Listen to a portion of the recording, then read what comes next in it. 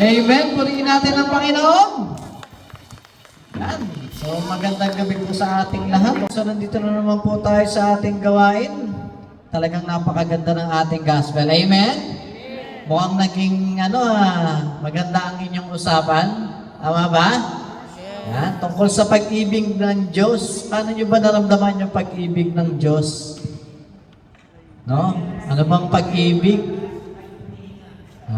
Malakas at tumihinga. Bukod doon, ano pa yung sa tingin nyo pinaka binigay ng Diyos sa atin?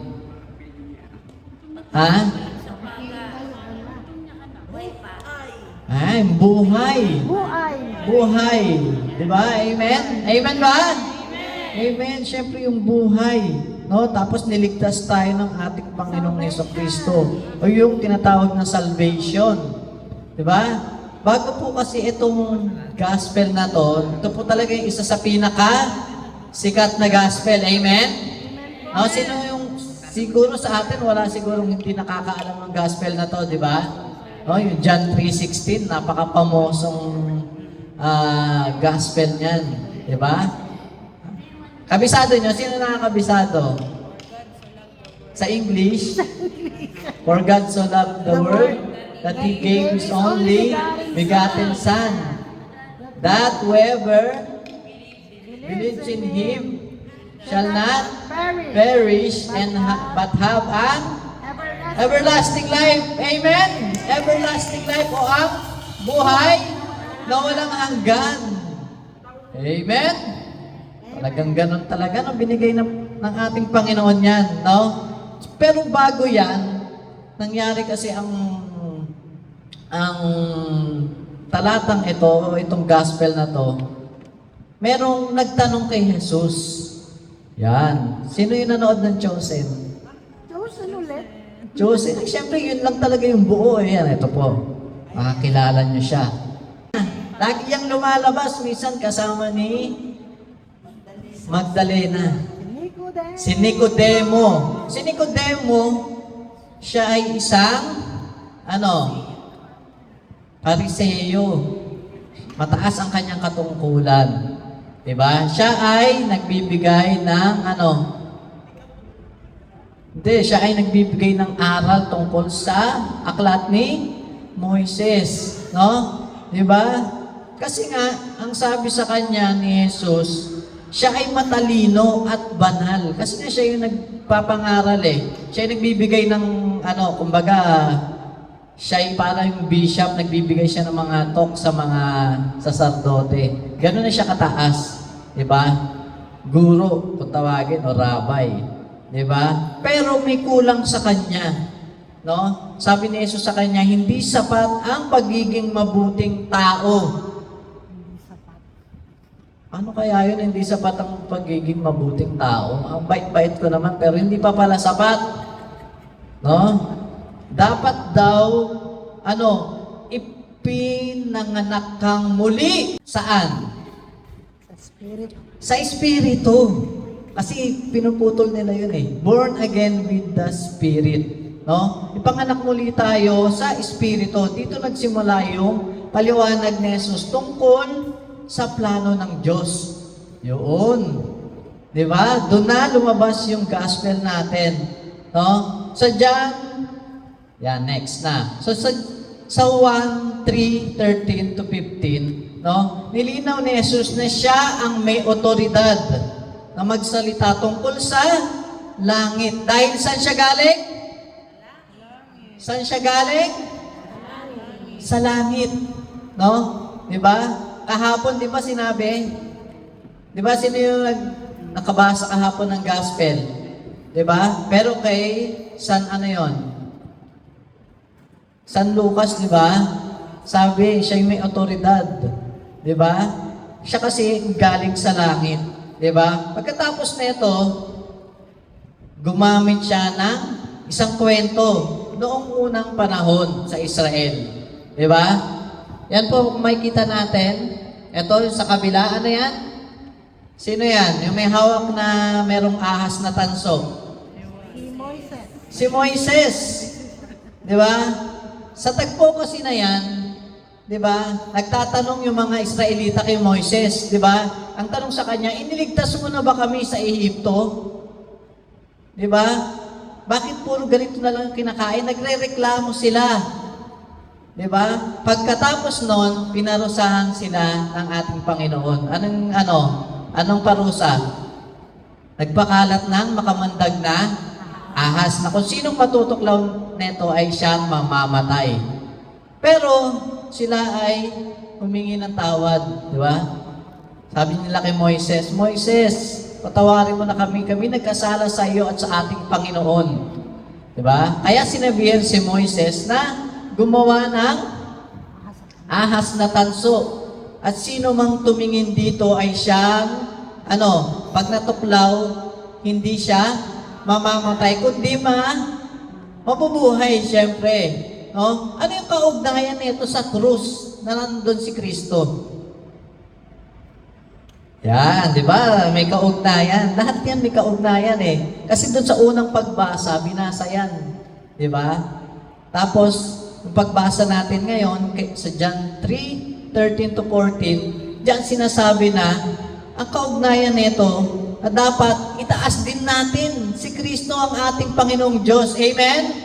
Diba? Na kung sino mang sumampalataya sa Kanya at tumingin, magkakaroon ng buhay. Diba? Magkaugnay, diba? Amen?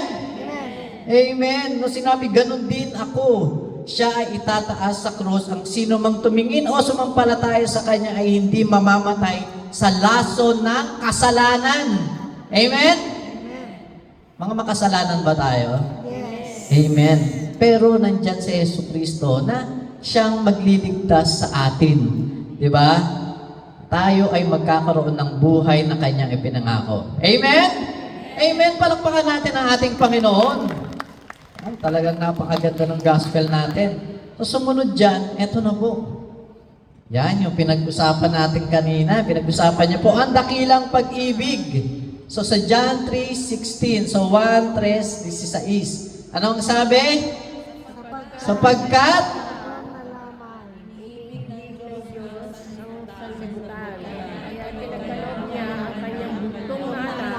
upang ang sino mang Sumampalataya sa Kanya ay hindi mapahama, kundi magkaroon ng buhay na walang hanggan. yan. So yan lang po. Yan lang po ang sundin natin. Huwag na natin isipin yung ibang mga utos. Diba? Yan na lang po. Diba? Nang kung sino mang sumampalataya sa Kanya, diba? Ay hindi mapahamak at magkaroon ng buhay na walang hanggan. Bakit? Pag sumampalataya sa ating Panginoon at sumunod tayo, anong gagawin natin? Gagawa tayo ng mabuti. Kasi ang Diyos ay mabuti. Hindi tayo gagawa ng kasamaan. Diba? Yun lang eh. Lahat naman ng mga negatives na kaya gumawa ang utos sa simula't simula pa lang, kaya nagutos ang Diyos dahil sa kasalanan. Amen? Anumang masamang ginagawa natin ay isang kasalanan. Kaya merong utos o merong batas na dapat sundin upang tayo ay hindi, mapahamak. Amen? Amen. Kaya nga ito po yung dakilang pag-ibig ng Diyos sa atin na Kanyang ibinigay ang Kanyang bugtong na anak. Take note pa, bugtong. Karugtong niya ito. Diba? Pinadala niya sa atin. Nagkatawang tao, inalipin. Diba? Nakaranas ng sakit. Diba? Ginawa niyang tao para maramdaman niya kung ano yung nararamdaman natin dito sa lupang ibabaw na ito. Diba? Amen ba? Amen. Hanggang sa napako siya sa krus. Diba? Dito na tayo sa puso ng Biblia. Kung mapapansin natin, yung pagkakaayos ng gospel na to. No? Ano ang pinagmulan nito? Saan?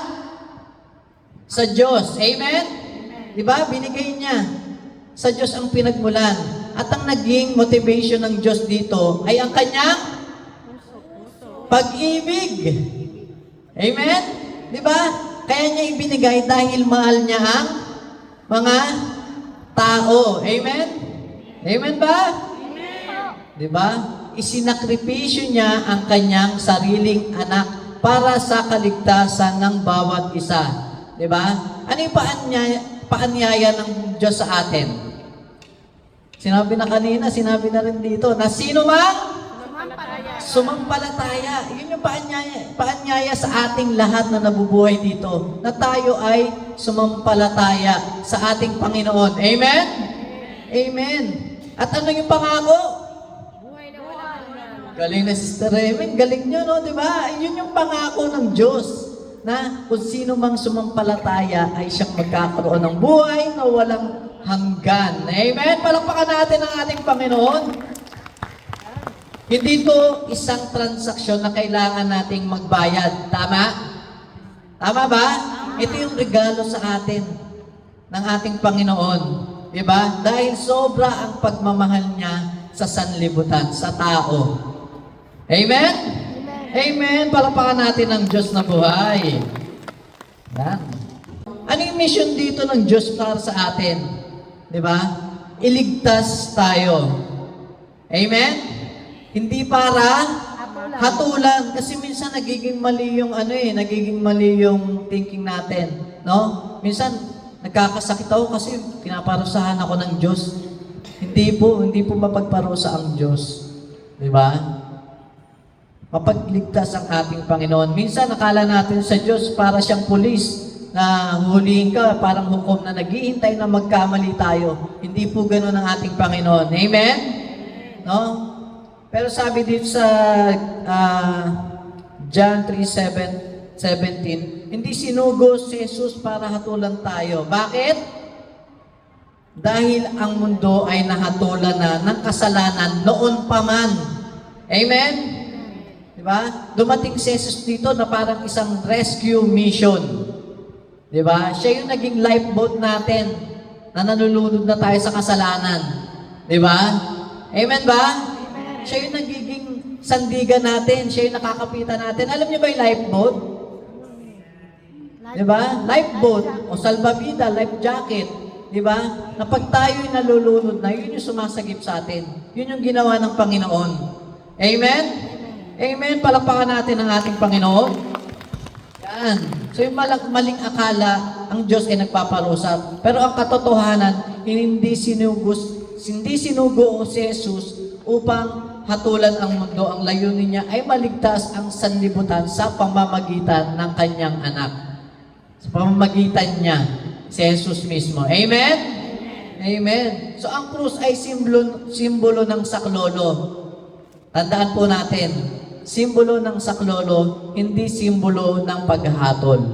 Diba? Kasi kung makikita natin, diba, sabi, sa panahon ng Jesus, yung mga kriminal, no? Anong ginagawa ng mga Romano? Diba? Pinapako sa krus. Kaya yun yung nagiging simbolo na pagka napako sa krus, ikaw ay isang makasalanan. Diba? Amen ba? Amen. No? Si Jesus, iniligtas tayo. Diba? Hindi siya nang humatol. Kung makikita natin, diba? 3 silang nakapako sa krus. Amen? Diba? Yung dalawa, magnanakaw. Diba? Yung isang nanalig o sumampalataya sa kanya, ano yung sabi niya doon? Ngayon din. Now na. Isasama kita sa aking paraiso. Hinatulan niya ba? Anong ginawa niya? Sinama, niligtas. Ganon ang ating Panginoon. Amen? Amen ba? Amen. Palakpakan natin ang ating Panginoon. Ganon siya. No? Ililigtas niya tayo. Basta sumampalataya lang tayo sa Kanya. Yan. Talagang napakaganda. So, para sa ating pagtatapos, ito po, bilang isang pagtatapos, una po, tanggapin natin na ang ating Diyos ay ating tagapagligtas. Diba? Totoo naman po, diba? Na ang ating Diyos ay ating tagapagligtas. No? Manampalataya tayo. Ang kaligtasan ay hindi pinaghihirapan. Ito ay tinatanggap sa pamamagitan ng ating pananalig kay Kristo Jesus. No? Pangalawa, magtiwala. Magtiwala tayo na mahal tayo ng Diyos. Amen ba? Mahal tayo ng Diyos. Kahit ano ka pa man. Diba? Kahit makasalanan ka, mahal ka ng Diyos. Kasi lahat ng tao, binibigyan niya ng pagkakataon na magbago. Amen? Amen. Yan. At panghuli, ibahagi. Ano ibabahagi natin? Blessing. Amen, blessing. Kasi pag meron tayong blessing, doon natin nararamdaman yung, pag-ibig. Yun yung pinakamahalagang isi-share natin. No? Yun naman ang pinagmulan ng lahat eh. Kasi ang Diyos ay pag-ibig. Di ba? Amen? Sabi nga nila, di ba yung kantang The Greatest Love of All. The greatest love of all. Di ba? It's easy to achieve. I found the greatest love of all inside of me. Ha? Bakit niya nasabing natagpuan niya yung natagpuan niya yung pag-ibig nasa kanya? Kasi naniniwala siya na ang Diyos ay nasa kanya. Nananampalataya siya. Amen? Amen? Palakpakan natin ang ating Panginoon. Yun lamang po at talagang ang pag-ibig ng Diyos ay panatilihin natin sa bawat isa upang mapalago natin ang ating pananampalataya sa Kanya. Magandang gabi po.